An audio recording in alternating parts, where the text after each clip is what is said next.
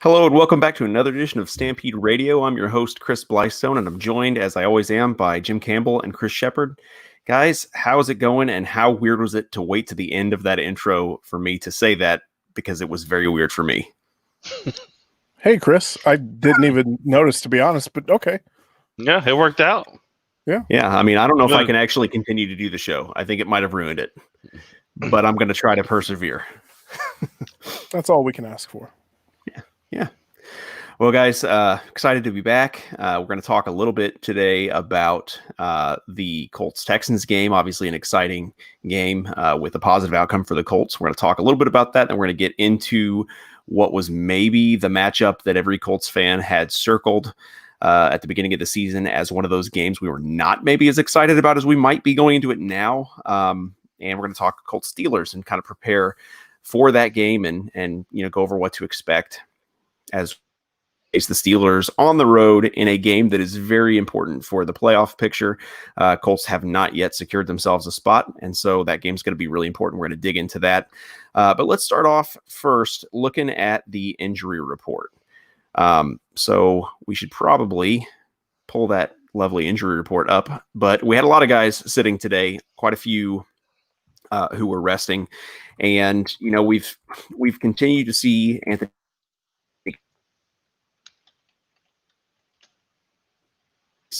It's not necessarily a thing to be super concerned about at this point, but you're still looking at guys like Danico Autry resting, not a huge deal. Trey Burton resting, not a huge deal. Justin Houston is kind of rested on Wednesdays all season long. I think that's probably just the norm at this point. But when you have guys like Phillip Rivers with the toe injury, that's to be expected. The only ones that really are concerning to me, DeForest Buckner with an ankle injury and Anthony Costanzo with a knee injury, not practicing. I would guess those guys, given the fact that they have played over the past few weeks, they're probably going to play. But they're definitely wanting to give them as much time as they possibly can to recover, wanting them to be at really the top of their abilities before they have to head into maybe their toughest matchup of the season against a really good Pittsburgh Steelers defense. What do you guys think about this injury report? Does it concern you, or do you just kind of, like me, just think maybe this is one of those things where the Colts are just kind of taking it easy? Shepard, what do you think? Yeah, I given the fact that these guys played last week, I mean, it doesn't surprise me. Buckner played limited snaps, and his sacks weren't exactly satisfying. They weren't like clean hits on Deshaun Watson where, they're form tackles or anything. He still had 3 sacks. So, the fact that they're letting him rest, practice is always important, but at the same time, if you're going to have a guy not practice, DeForest Buckner's probably going to be okay to play in the game and not practice. Costanzo, same way. He played well for, all things considered, and having him rest and get healthy for the next one. I'm not concerned about this injury report. It doesn't scare me. Yeah, I think we would have heard of something major setback had occurred with any of these guys. There would have been some indication of it, and they're not going to be super forthcoming. It's not what they do, but we would have had some inkling from the media, in some case that something was going down. And yeah, with what the injury report looked like for Buckner last week, what we're seeing this week, it looks like we're going to get more of the same. Rest him. We already know he's got an ankle injury. He needs to be listed on the report and move on. And, he might still be limited snaps, and not saying he's going to be, back to his full workload, but I think these guys will definitely play. Yeah. The only guy who is a concern to me is a new entrant on this list. Quentin Nelson makes the list, limited in practice with a back issue. I wouldn't be surprised if that back issue has actually been something he's been dealing with all season, but There's things like that. You never know what these guys are dealing with on a week in, week out basis. But I think maybe there's a possibility Quentin Nelson's been a little bit beat up this season. Not that he's played badly, but he maybe hasn't been quite as sharp as he was last year, all season long. I think in recent weeks he's actually been pretty solid. But interesting. I'm going to watch that limited practice for him. I definitely need him to be at his best because he's going to be facing Cam Hayward. And that was not his best game last year against the Steelers. And so it'll be interesting to see that matchup and see how he fares. Hopefully he's at his best and healthiest as he gets ready for that. So I think they're probably, like you guys have both said, they're probably kind of slow playing some of these guys who've proven that they can kind of rise to the challenge if given limited time to practice during the week. They have shown with TY and especially a lot of their veteran players that they're willing to do that. They believe that their players can show up big on game day. So yeah, I think that we can expect to see a mostly healthy team. I imagine this injury report looks a lot different come Friday.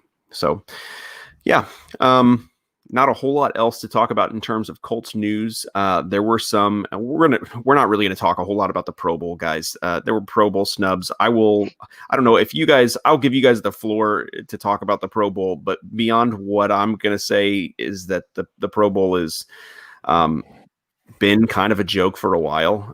It's a popularity contest. The Colts didn't have hardly any big primetime games, and whenever that happens, you're unlikely to have a lot of pop. I think if Kenny Moore was on the Dallas Cowboys and made the catch that he made, or the interception that he made against the Raiders, there's a pretty good chance he's going to be in the Pro Bowl because he's going to get a lot of publicity. He's going to have had a chance to get eyeballs on him. So you can get upset about the Pro Bowl snubs. We've kind of been there, done that. I don't really care about the Pro Bowl. I know the players do. Maybe that's the thing that motivates me the most is that there's going to be chips on some of the shoulders of guys like DeForest Buckner who didn't get a Pro Bowl nod. Do you guys care about the Pro Bowl at all? Or are you just kind of over it? Or I'll kind of give you both the floor to kind of, take a shot at the Pro Bowl, however you like. Maybe it bothered you. A little bit of freezing there. Yeah, a little bit. It's a good look, Yep. Chris. Yeah, you hit stuff a bit there. Yeah, Oh, good. That's what we like. That's just love freezing up. Nothing like freezing up on a live podcast. But like I said, if you guys want to take shots at the Pro Bowl, by all means, go for it, Shepard. You can get us started. If you don't, I don't really care. It's the Pro Bowl. I think it should be expected right now for it to just be disappointing every season. Yeah, I mean, I don't think that you can. I mean, you can get upset about it. I've learned that most things that don't upset me upset everyone else. But yeah, if my favorite player doesn't make the Pro Bowl, I really don't care. So I do wish that only veterans that had been paid for the Colts made the Pro Bowl, because that is apparently still something that agents go to teams with. Pat McAfee's talked about it, but sorry, Doss, I listened to Pat McAfee's podcast. I know that greatly upsets you. But he's talked about it where that's still a thing where agents will take it to the GM and say, listen, my guy made, 3 Pro Bowls on his rookie deal. He's, a good player. And apparently that had some sort of an impact on what these guys get paid. So, I hope everybody gets paid, but at the same time, sure would be cool if, maybe Darius Leonard and Quentin Nelson didn't cost all the money. And we keep sending them to the Pro Bowl. So, it'd be cool if we sent, DeForest Buckner instead, because he's already gotten paid. He's not going to be like, hey guys, I made a Pro Bowl, I need more. So, that would be my biggest gripe, but otherwise, no, I really genuinely don't care. Are there any known roster or bonuses or incentives for making the Pro Bowl? Does I'm it sure impact? some guys. Yeah, some guys have it built into their contract, but I think that's a case-by-case basis. Okay, I don't know how common that was, because I think if you as a player put that in there, that's real stupid. Yeah. And then if you as an organization would put that in there, that's pretty dirty. On top of that, I don't care about it. I think it's stupid. Well, yeah. And by design, you can't make a fun all-star game because none of these people or none of their organizations are willing to get these guys hurt. Yeah. For an exhibition match like that, that doesn't have any impact on them from, at least preseason games, help thin out the herd, and they're from a roster standpoint. The Pro Bowl is the reason that Drew Brees is in New Orleans right now instead of Miami. So that's something. Yeah. Oh, that did happen. Yeah. Tore his elbow up. Yeah.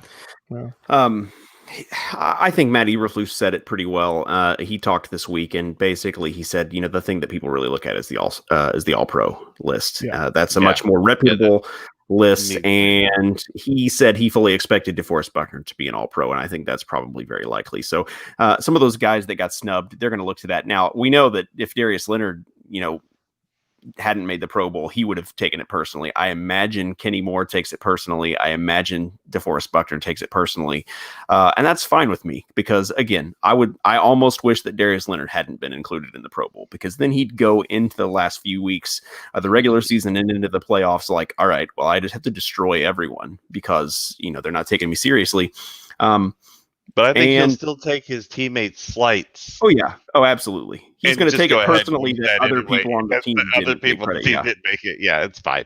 He might even concoct a delusion, Michael Jordan-like, where he convinces himself he didn't make the Pro Bowl just to be kind of that edge. So I don't know. We'll see. Or there's some sort of vast conspiracy and he is at the center of it. Yeah, it's silly, but anyway, if you got upset about the Pro Bowl, you haven't been paying attention because it's been this way every season for the past few years. I don't remember the last time that the Pro Bowl really felt meaningful to me. It's been a while though. So I was a child. Yeah, yeah. The bring back all the fun stuff they do prior to the Pro Bowl. If we could just have fun challenges and obstacle I think they've courses. started to do that. Some they have brought some of it back, but a lot of it gets shoved to the online content and not enough on the ESPN broadcast and stuff like that. But all the target challenges and stuff like that for QB, all the QB challenge stuff. You remember the whole QB quarterback club challenge? Yeah. Stuff that stuff was great. Do all that again. And keep the dodgeball stuff. That's fun too. Yep. Absolutely. Well, and the problem is, just like you said, Jim, you don't want anybody to get hurt. And so you've got guys who are not showing up because they have playoff games. You've got guys who are, I don't know. A lot of time, you have somebody like Mitch Trubisky who's, in the Pro Bowl and can't hit anything. And then the competitions are just really sad. And Bears fans have really had enough, haven't they? Do we need to put their quarterback on display and make him look bad in front of everyone? It seems mean-spirited. I don't know. And that roster is going to expand over the next couple weeks as guys opt out and the second and third, team.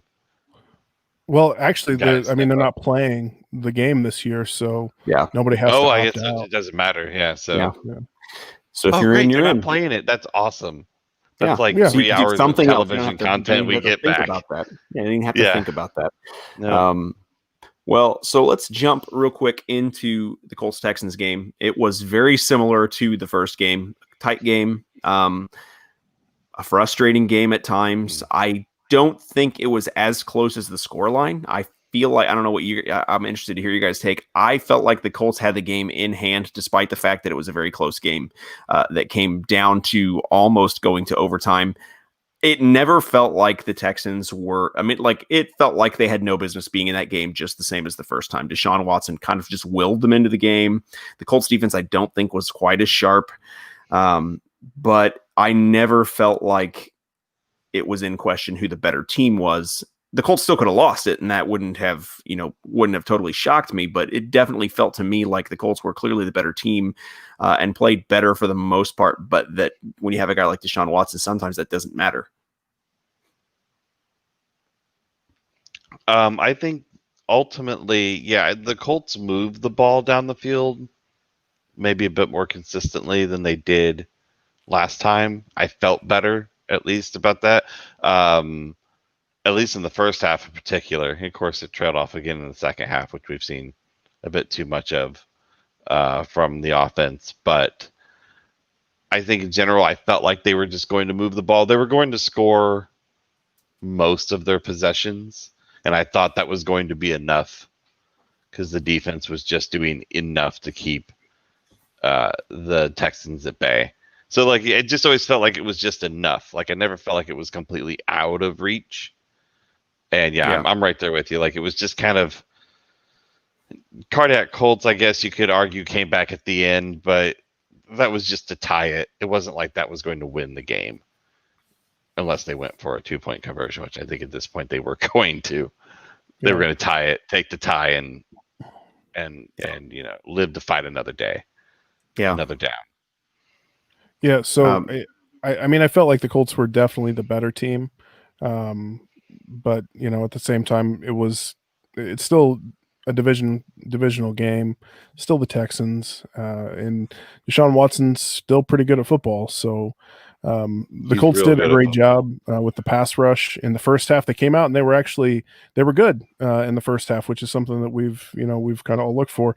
And the reason was the defensive ends were doing a good job, basically keeping him contained inside the pocket. And then the pocket was collapsing from the inside, which is something that, we've kind of come to expect this year.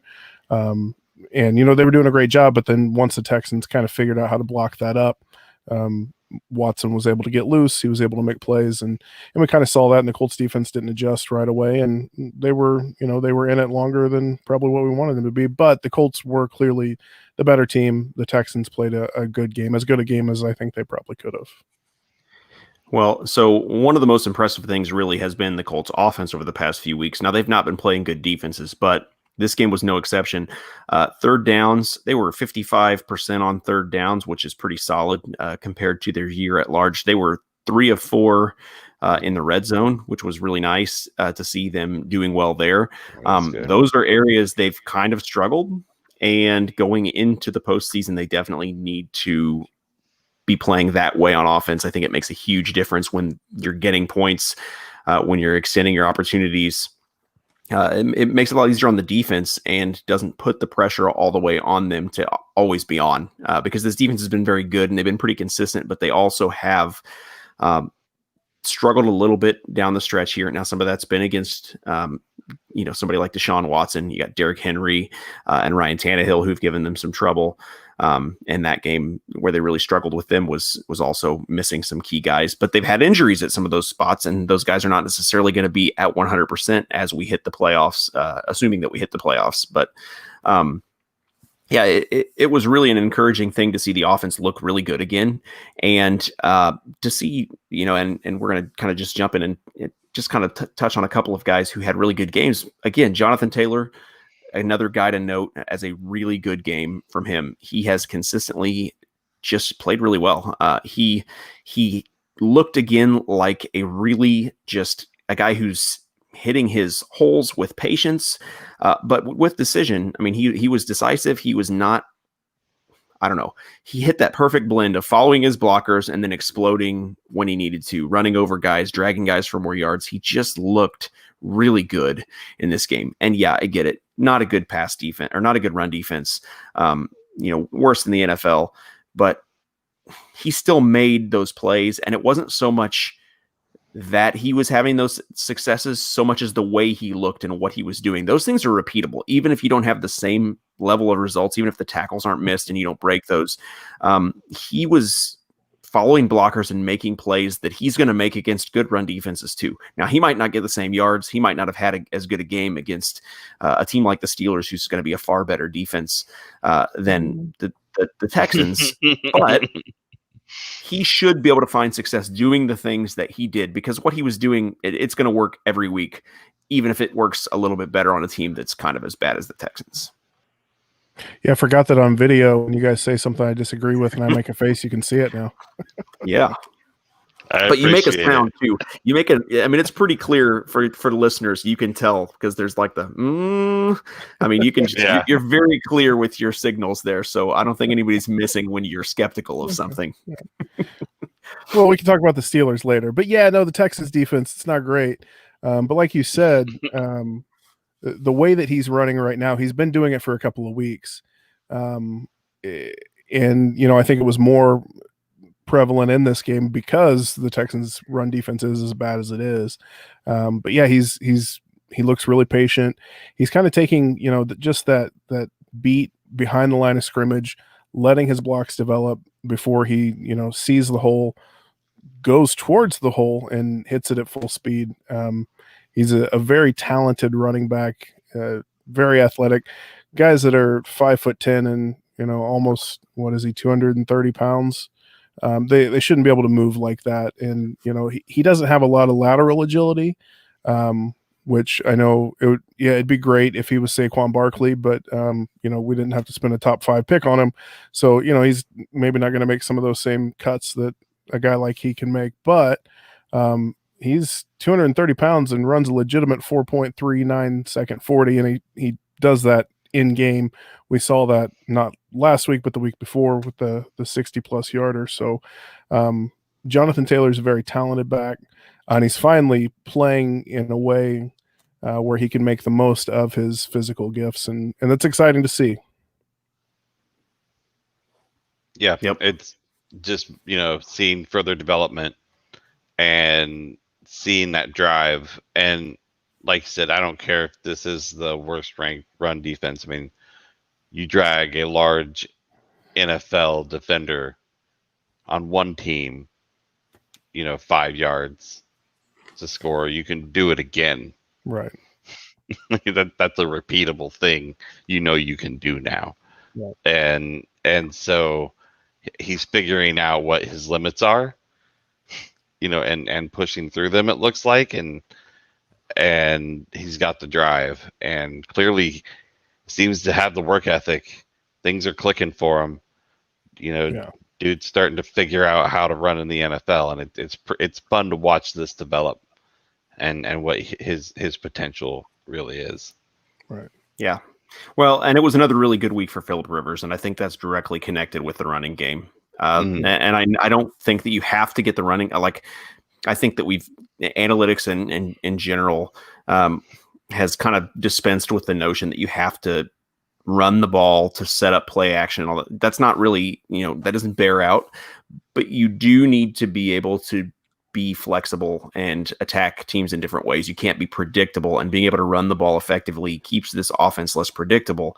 And when you're able to get 4, 5, 6 yards on first down, you get a lot more options in terms of play calling for Frank Reich.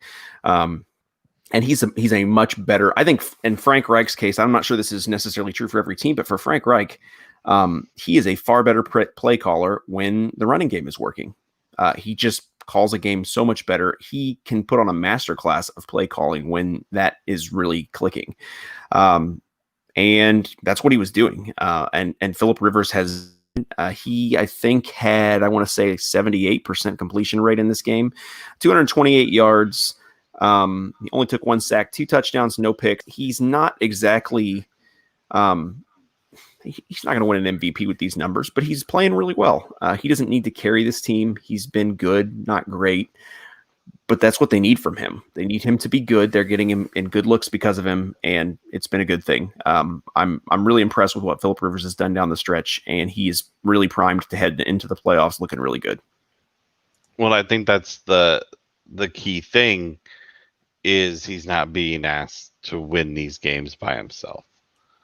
And oddly enough, I was having a conversation with my mother-in-law about this today because we talk a lot of football.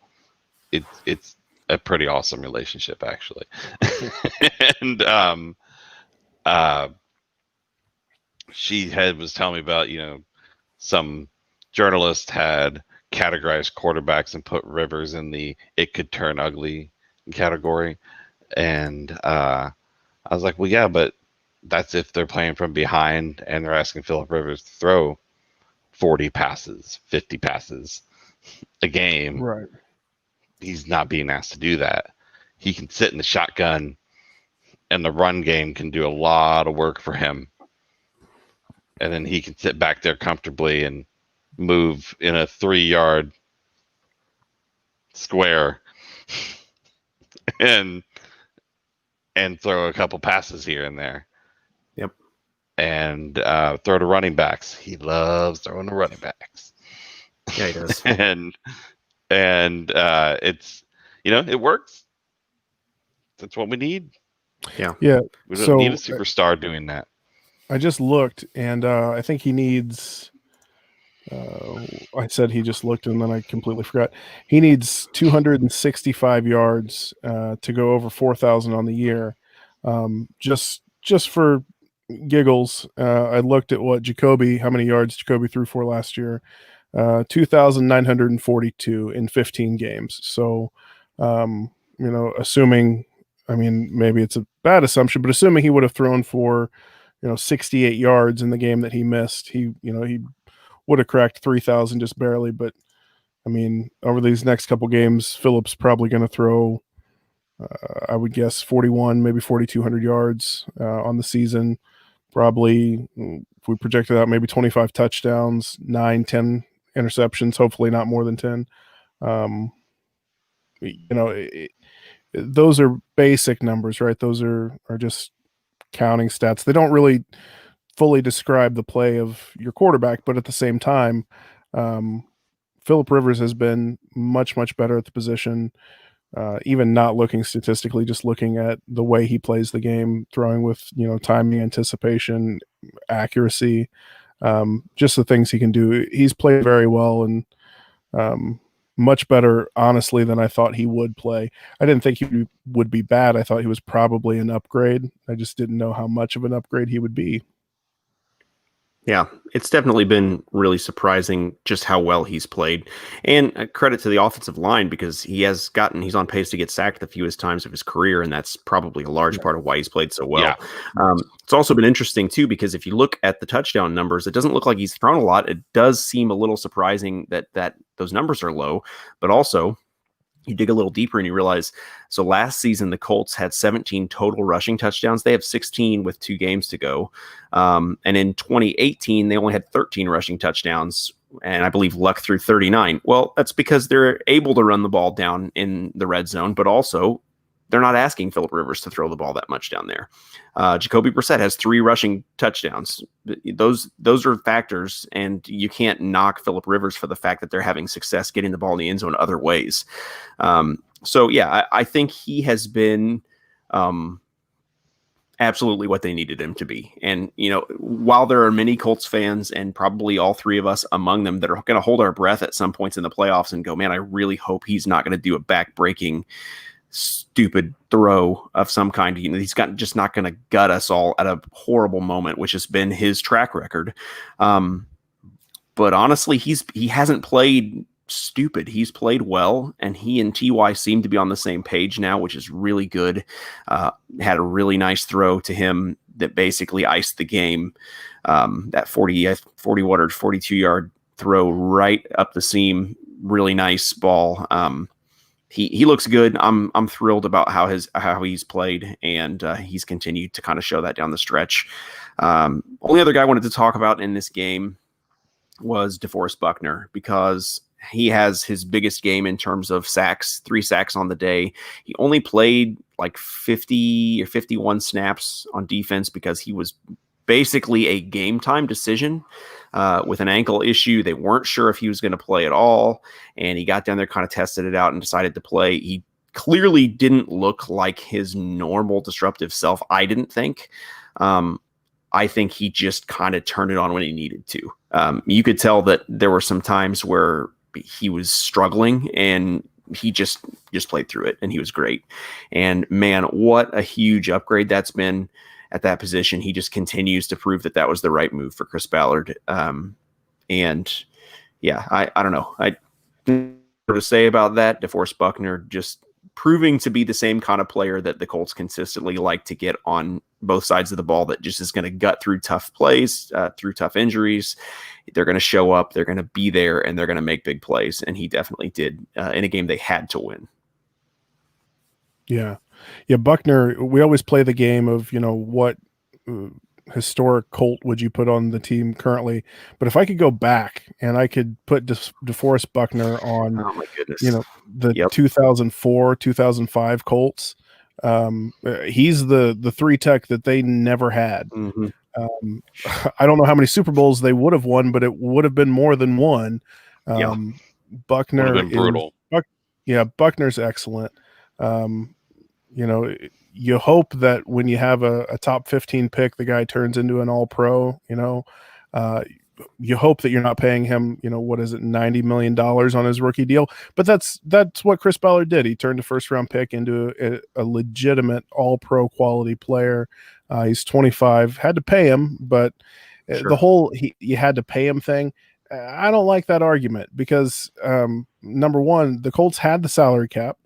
Number two, they're currently paying multiple quarterbacks $20 million per season. That won't be happening next year. Number three, it better not. It doesn't matter what you pay any player. I understand the importance of roster building. Believe me, I get it. But the point is that if you paid a fifth string, your fifth wide receiver, right? If you paid him $100 million, but you still per year, but you still managed to fit everybody else under the cap and you won a Super Bowl, would it matter that you paid that wide receiver $100 million for the year? No, it wouldn't, because you figured out a way to win. You got it done. So to me, we make too big of a deal. I'm not writing the check. I don't care how much you paid DeForest Buckner. And frankly, he was worth every penny. But people made a big deal. Well, you had to pay him. Yeah, you did have to pay him, but he's an all-pro. He's 25. You're going to have the guy for 5, 6, 7 years playing at a level close to what he's playing at now, as he gets older. So yeah, it was a good move. It was just another good Chris Ballard move. Yeah, absolutely. It's an incredible move. I don't understand how you could argue it. I just don't. I don't think how you could look at this production. It would have been nice if he would have been a Pro Bowler, because he wasn't quite good enough to make the Pro Bowl, but Chris Ballard can't hit on everybody. How many people get that much production out of a first-round pick? You don't. A first-round pick's not guaranteed. Not at pick 13. Not consistently No. at pick 13 for sure. So, but even still, guys on the interior, that was what was crazy about Quentin Nelson. Most of the time, those guys are going to take a little bit of time to develop, and you're not going to get a dominant performance normally you don't get one like Quentin Nelson had his rookie year. No. He's special too. But you go from blocking guys who are 18, 19, 20, 21 years old to grown men who have been in the NFL for 7 years, who are just angry at everything because they're grown men, they hurt, and you're keeping them from their next paycheck. It's just different. It's a different game. And normally those guys take a little bit of time to adjust to that. And, you didn't have to with DeForest Buckner because he's done it. Absolutely. Well, let's take a real quick break, guys. And when we get back, we're going to jump into this Colts Steelers game. All right, guys, we're going to get right into it with Colts Steelers. This is a huge matchup. The Texans game was a must win, and really probably the rest of the season, that's what the Colts are going to be dealing with, is must win games, because until they can kind of lock in a playoff spot, there's no breathing room. A win against the Steelers and a loss by the Dolphins or the Ravens would get them a playoff spot guaranteed. I believe if the Titans lose out and the Colts win at least a game, that would get them a playoff spot, but that's leaning a lot on other teams. So really, the Colts are going to want to win out. Obviously, as we've joked about before, and I tweeted out, I don't think it's a terrible idea for the Colts to consider letting Jacksonville beat them. But that's not really, first of all, they're never going to do that. That's just not in this team's DNA, but also, I just don't know that they're going to have that luxury at that point, because they're still going to be maybe fighting. But this is a big, really important game, and the Steelers have been the monkey on the Colts' back more even than the Patriots over the past 20 or so years. Basically, the entirety of my Colts fandom, the Steelers have been the team that the Colts really can't consistently find a way to deal with. And now they've got to go on the road to play a Steelers team that struggled and definitely is not flawless and definitely has weaknesses, as we saw exposed by a bad Bengals team. But this is a game that the Colts really have to show up for, because it's a significant one. They have an opportunity if the Titans get beat by the Packers to take over the lead in that division. But they got to do it. And as we've said many times, this is not a game any of us probably felt confident about at the beginning of this season, and maybe a little bit more now. But I don't know about you guys. I'm not going to feel good about this game until it is in the books with the Colts victory, because it's just a team we struggled with. Well, not just the team, but the location on top of that. Well, maybe the team across the board too, but we always seem to be stuck in Heinz Field at this time of year. It's ridiculous that it constantly happens that way. But man, which is awful that I feel that way. That I'm not gonna be like, hey, we have a better chance now after watching that abysmal performance the other night from the Steelers. It was just awful. Yeah. It was bad all around.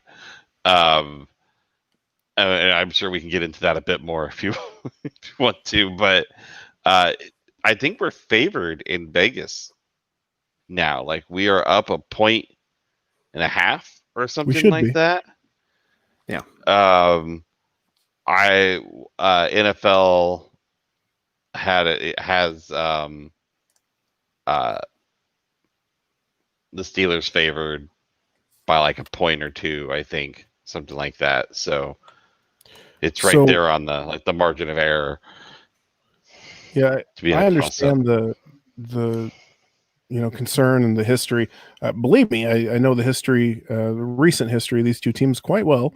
But at the same time, if you've watched the past few games, and I have actually watched the past few games, I've done a lot of the research that I need to do to actually write the articles. It's just, if I could just get any time at all where I can sleep for more than like 4 or 5 hours a night and write, that would be great. And I haven't been able to. Work has been really crazy. Anyway, if you watch, their defense is beat up right now. They're really hurt. They're missing some guys, and it's pretty obvious they're not the same defense that they were early in the year. If you watch on offense, linebackers are decimated, right? Yeah, right. Yeah, their linebacking core is done. If you watch on offense, Ben Roethlisberger. So I think, Jim, you and I kind of talked a little bit during the game in Slack, and I said that Ben Roethlisberger was done, but I went back and I watched some of the games. I don't think he's completely done. I think he's mostly done. He can still make some throws, but they're inconsistent right now. I don't know what it is. I don't know if his arm strength isn't. I don't think it, so. His arm strength isn't where it was, and it's not where it needs to be. But every now and then he throws a ball, and you go, "Oh, okay." There's Ben Roethlisberger, and then the next 5 throws, it's like, what is happening? He's not capable of winning them football games. They can't run the ball right now. The Steelers are probably the worst 11-3 team I've ever seen, and it's just injuries have taken their toll, and they're 39-year-old quarterback with a recently surgically repaired elbow. Who could have guessed that would go bad, but it has. So that's kind of where they're at. And the Colts are in a much better position at this point in the season than the Steelers are. I don't want it to sound like I'm making light of the Steelers, but the Colts should win this game. I don't know if they will, but they should. They're the better team. Well, and there was a point in this Monday night game against the Bengals with the Steelers that I had kind of wrote the Bengals off in the second half.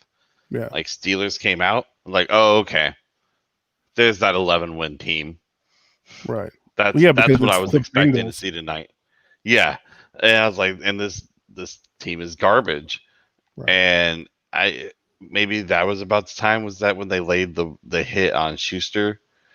Fumble, was that the second half? I can't remember if that was like whatever. That hit was intense. Like they got manhandled through most of that game. And I didn't realize how bad they were at this point. I was actually kind of shocked because I haven't watched the Steelers game at all this year. I just know they've been winning, but to actually watch it in action was underwhelming. Yeah. Well, and I mean, just like anything, I mean, you're watching a divisional game, and it was pretty clear. If you somehow have missed that the Steelers and Bengals hate each other, I think you probably got on that page in this game. But yeah, this is a tough rivalry. They don't like each other. It was going to be a tough game. It always is a tough game. It's kind of like Miami and New England. They play each other close, even in seasons when really Miami's been pretty terrible. They've still managed to play up to the Patriots because that's a team that they're a rival, and kind of like the Jags have always played the Colts tough. It's a matchup that kind of tends to go that way. But there's something to be said for a rivalry and being physical and always being a close matchup. But the play of Ben Roethlisberger was just atrocious. Yeah. Yeah. The play of some of the receivers was really bad. The defense, of course, was better with TJ Watt and a pretty decent front three there with that line. But everything else just seemed to be pretty much garbage. To let a third string quarterback and AJ Brown just get behind you all day long, or anybody who they could just run up the seam just all day. It's like, once they figured out, as long as we got behind them, we could just lob that bad boy there all day long and have success. I mean, and then, like, to what you're saying, they can't run the ball, so their short passing is what they're trying to do, and they're getting routes jumped, and Ben's getting picked off. Like, they're super predictable. It's fascinating. Yeah, I think Ben's really shown he struggles. It's funny. I think he struggles to do the things that people said Phillip Rivers was going to struggle with at the beginning of this season. He can't stretch the field. He's gotten less accurate. He's forcing the ball to guys who he shouldn't be throwing the ball to. You watched in the game with the Bengals, he tried to force the ball up to Eric Ebron when he had guys in better position open. Gets Ebron injured because he just gets hammered in he shouldn't have be good to play. He should be good to play. Just so I know you guys were concerned. Yeah. Once I saw that hit, I thought he had retired. Monte Davis unretired and retired on his behalf there. He's gonna IR himself next week. So yeah, it's fine. Yeah. Before the game. So I was right before jumping on here with you guys. I was on the Behind the Steel Curtains radio podcast, and I'll tell you, they're concerned.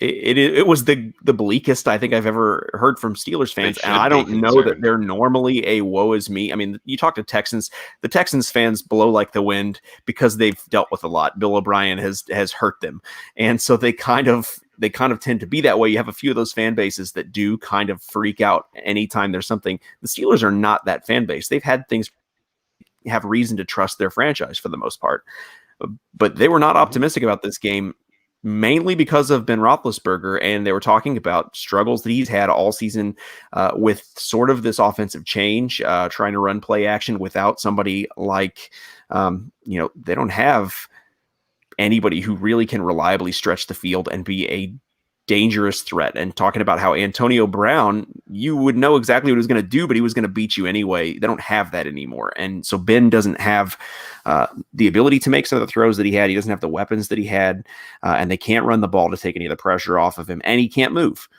So he is the exact same. He's really, honestly, in many ways, the quarterback that many people thought Phillip Rivers was going to be for the Colts, and struggling with the things that we thought maybe Phillip Rivers might struggle with.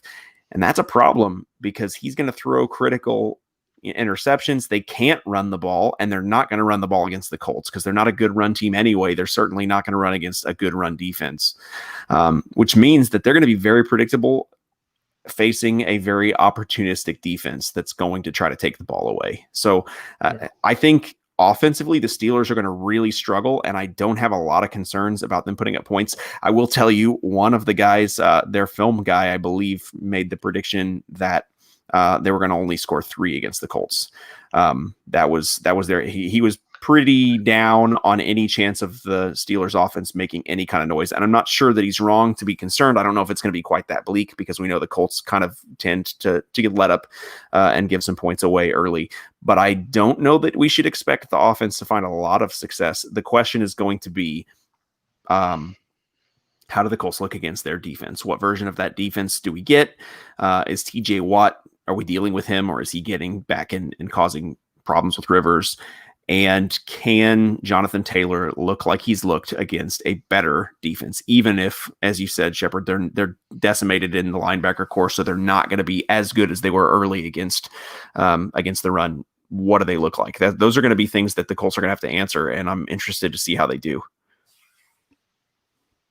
Yeah. I mean, it's, we won't know until game time, but just predicting. So the Steelers film guy, I respect his opinion, but I don't think that they're only going to put up 3. Somewhere between 10 and 17 seems more likely. It's just, one of those things where things are eventually going to break for them. And, it's just, they're going to score some points. How many points? I don't know. But yeah, the Steelers offense, not good. Colts defense, pretty good. Colts offense, pretty good. Steelers defense, kind of unknown. They've been good. Yeah. They're hurt. Don't really know how that's going to go, but I don't necessarily think it's going to be low scoring for the Colts. I feel like that they've kind of hit a stride where they can score, 24 to 30. What's my 34? Yeah, 34 points a game. And I think that's a pretty, I was trying to do math in my head, guys. And no, I meant 31. I didn't mean 34. That would be an extra field goal. See, it's just not much sleep. It's tough. Math is hard. What are you going to do? Yeah. But yeah, no, I feel like the Colts offense has hit their stride. So I do feel that the Colts should win this game. Please, if you're listening to this, don't bet any money. I'm sure if you're listening to this, I don't know how many of our listeners even have expendable income. I feel like that to listen to us, you probably have none. Thank you for listening. Hopefully things turn around for you and, you listen to better podcasts in the future. But for now, thank you. But yeah, no, don't bet any money based on what I'm saying right now. But I do feel like the Colts should win and they shouldn't make it close, but they could. Yeah. Well, yeah. I mean, we've shown our secondary has shown a propensity to just let receivers free range, right. roam Sometimes, freely yeah. From time to time for inexplicable reasons. So yeah, I think they'll score more than 3. TJ Watt's going to get his, just like his older brother. He's a little bit faster and younger. I'm really enjoying Shepard's skeptical looks. He still made the noise too. So if you're listening, you can still hear it. It's there. Probably gonna, at a bare minimum, he's gonna, cause some havoc back there. Sure. And you have to account for him. I think we've done a fairly good job with that thus far. Yeah. So I don't know about the rest of their, pass rush options. Yeah. Outside they lost of him, Bud Dupree. Bud Dupree went down, I think, with a torn ACL. Yeah. And there's been a huge difference just watching them when teams had to account for both Watt and Bud Dupree. They were a problem, and they could really get after it. But now it's really just Watt. They don't really have anybody else that is going to concern much of anyone. And if both the Colts tackles are healthy, I feel pretty good. I mean, TJ Watt's a really good player, so he could end up with a sack or 2. But given the fact that the Steelers really only have one good, and anybody could end up with a sack, right? Anybody could, but they've really only got one good pass rusher, and accounting for one guy is much easier than accounting for 2. I'm not sure he'll get his, but like you said, there will be pressures, and he might get a hit or 2, but and he'll disrupt some. But I'm not super concerned about TJ Watt either. No, I know nothing about their secondary. No, we know their linebackers are decimated, but what about their secondary? Like I am completely clueless on what's going on there. Yeah, based on what I saw, and I haven't done a thorough study. I've watched the games, but I haven't really gone back through. Based on what I saw, they were hit or miss. There were some times when they played well and other times not so great. I'll just look at stats here. Well, according to the stats, they're real stingy. But again, I saw some instances where they were giving up things that, maybe they shouldn't have. Well, and it seemed like the Bengals were over top of them all night. Right. That's what I mean. There were times when they didn't play well, but at the same time, I mean, you look statistically, they've given up the second fewest passing yards in the league this year. So, obviously they've done something right. Well, and they take the ball away too. So that's a large part of that is when you can take the ball away, sometimes it means you're being aggressive and that can burn you. Right. So I have to think that's probably some of that is that they're going for it. And it occasionally is going to cost you if you don't get home. I mean, the Colts saw that happen. You don't get home when you take some of those shots. It comes back to bite you. So, I don't know. It'll be interesting to see how the Colts passing game goes against them because I think Nyheim Hines has a big game. I just have a feeling we haven't seen a lot of him. I mean, he had an okay game last week, but I just wonder with the middle of their linebacker core, if he is not the guy you want, get the ball to him and get him moving in the middle of the defense there where they're a little bit weaker. I think they'll probably also run the ball, but I think in the passing game, Nyheim Hines is a name I am excited to see what he does. Yeah, for sure. All right. Well, and the only other thing that I think is kind of going to be interesting is we don't know exactly what the weather is going to look like, but this is not an easy place to kick. And Rodrigo Blankenship has been really good. So this could be a little bit of a challenge for him. That's not the most exciting thing to keep track of, but it's going to be interesting to see how he fares. Not the easiest place to kick. Hopefully it's not within a kick. Hopefully the score is farther out than that. And hopefully by the time the Colts are closing this game out, the Packers are up by like 20. And that's unlikely, I think, but hopefully Aaron Rodgers can beat the Titans for us. And that'd be great. And also if, the Bears could just completely take a dump and let the Jaguars beat them, that would be great as well. All of those things would really make me happy because then the Colts could beat the Jaguars without having to worry about Trevor Lawrence killing us for the next 10 to 15 years. We could really just hammer the point home and lose. What's that? We could really just hammer the point home and lose in week 17 anyway. Yeah, this is true. I mean, that's true, but I don't know that that'd be necessary if the Bears would just do us a solid. So, and it looks like Trubisky decided to play a game of football. Yeah, like he put a whole 60 minutes together. He may convince the Bears to re-sign him, and then and then not do anything, and it'll just be fantastic. I don't know. Anyway, so yeah. I don't know. I think I'm trying not to let myself get too optimistic about this game because to me, again, all the things you look at tell you that this game should be a game the Colts win. I think there's nothing that says to me this is a game where the Colts are going to go on the road and lose. I don't think that really being on the road, other than if there are weather factors, is an issue. And honestly, I think this Colts team is built to play pretty well in bad weather. I would actually rather be the Colts at quarterback I'd rather have Rivers in bad weather than Roethlisberger because Roethlisberger's already shown he's being impacted a little bit by age. Rivers gets rid of the ball pretty quickly and he's not throwing the ball far. I think that's more his wheelhouse anyway. So while it's not a thing that you wish on a guy who's spent most of his career in San Diego, I think that the Colts are a team that's much better built to deal with that. So that doesn't really concern me. It's mostly that it's just a strange situation to be considering the Colts as favorites on the road in Pittsburgh. But they've played like the better team over the past few weeks. It's going to be interesting to see how things go. What I want to do before we get out of here, though, is to make some bold predictions because we're so good at those. We've hit so many of them. I don't know what the tally is, but I think it's literally however many we've made and one of Jim's, and that's it. And so all of these, it's basically what we need to change the title to meaningless predictions we're definitely going to get wrong. So that's the new title of this segment. So my meaningless prediction is going to, I'm sure, be totally off. But what are you going to do? So, do you guys have one, or do you want me to get us started, or? You go right ahead. All right. So my meaningless prediction that is definitely not going to happen is that we're going to have so we've had Darius Leonard close out a game. I think that Kenny Moore is icing this game.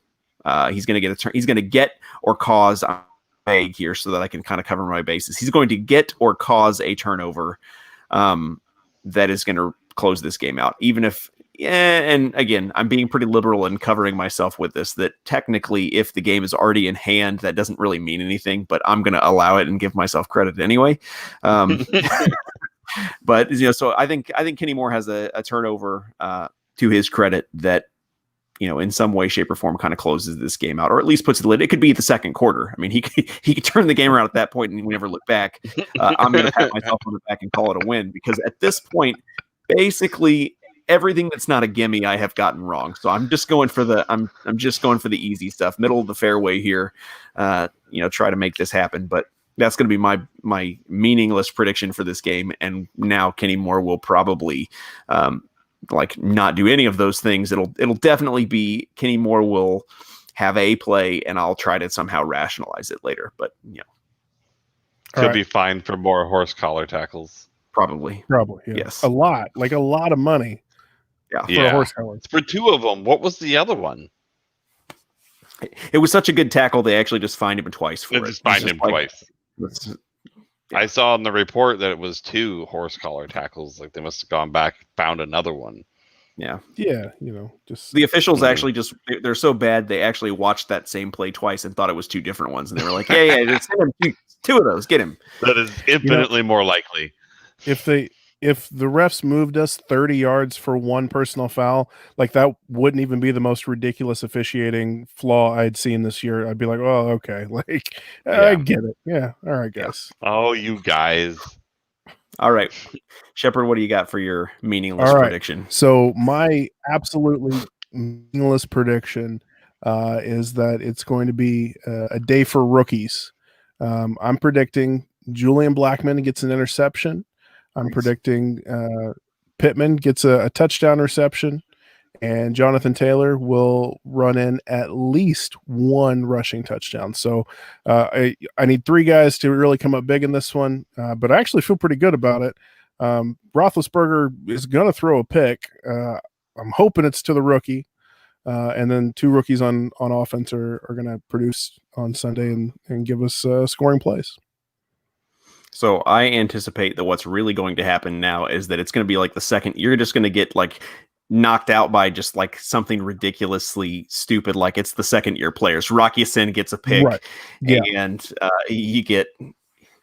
I could just see it. I mean, I just feel Parris Campbell comes off IR. Yeah. I mean, Parris Campbell he shows up, just runs out of the tunnel at halftime, and just runs in a touchdown, and then tears his ACL in the end zone celebrating. Ouch. Yeah, man. I mean, you're not wrong, but ow. I'm sorry, Parris. I don't think that's going to happen. I wish only good things for you. I'm really excited to see you back. I am still holding out hope that he's randomly going to show up in the playoffs and just light things on fire. But anyway.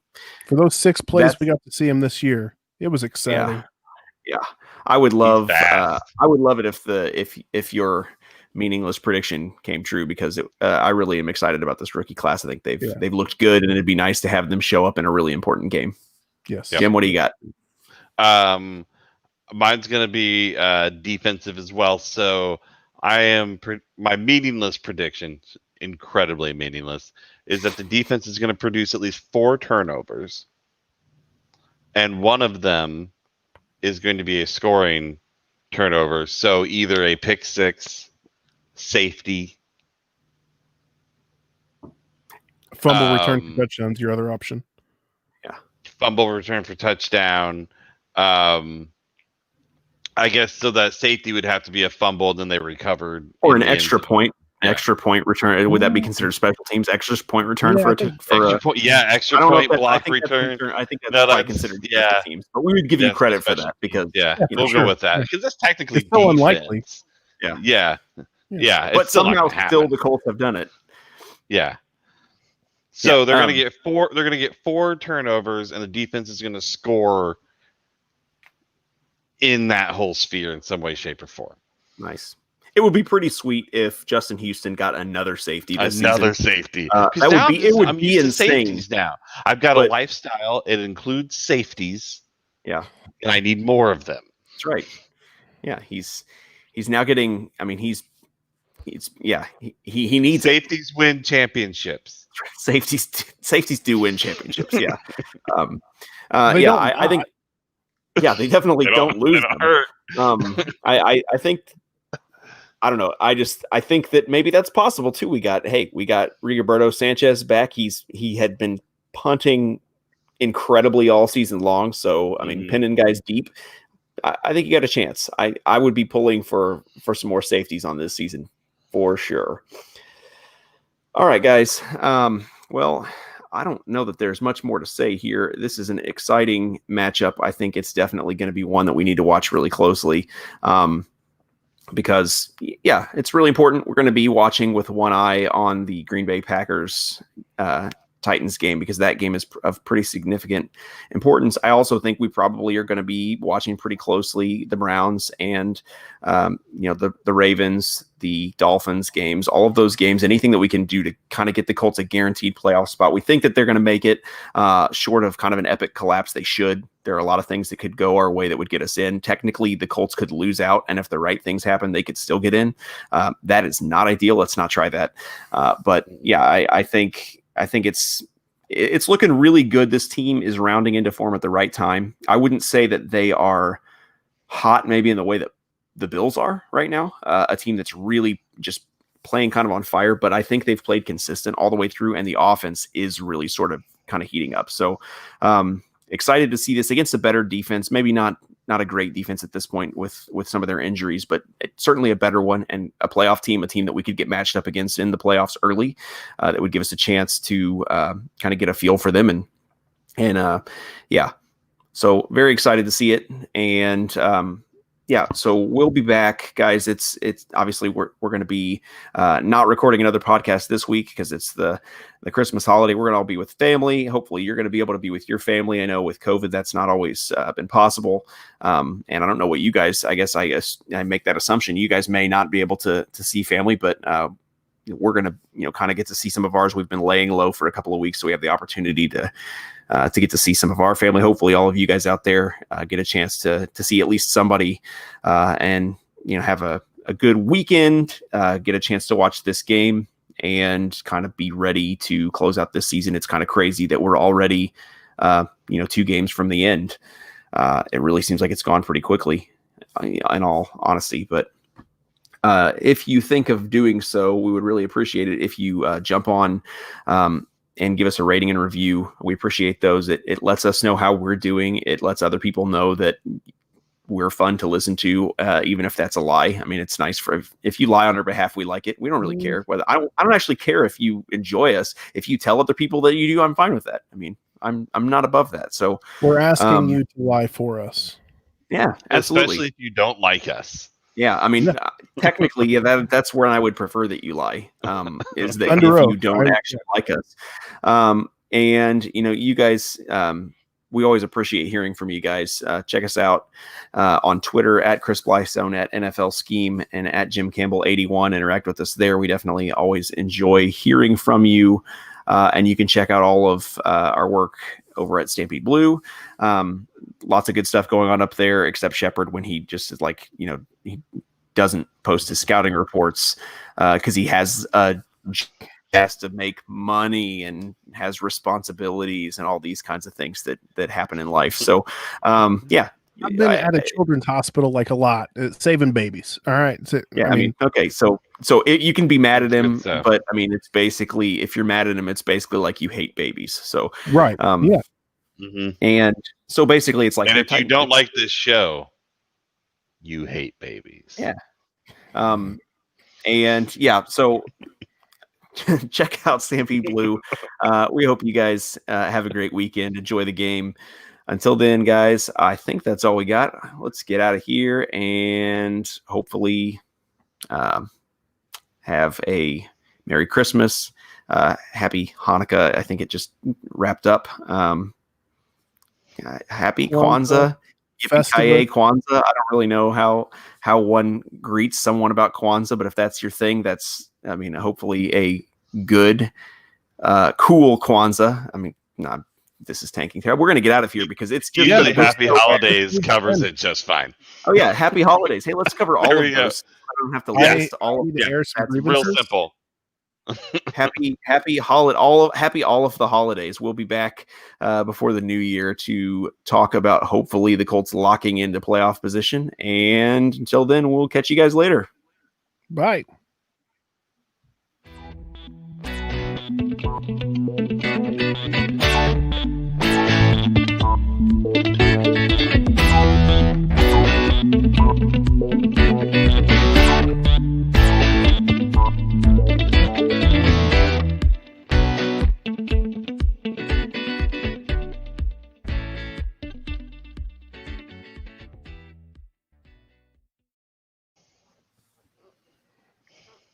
Oh no, we're back. That was stupid. I didn't hit the end button. Ignore this, people.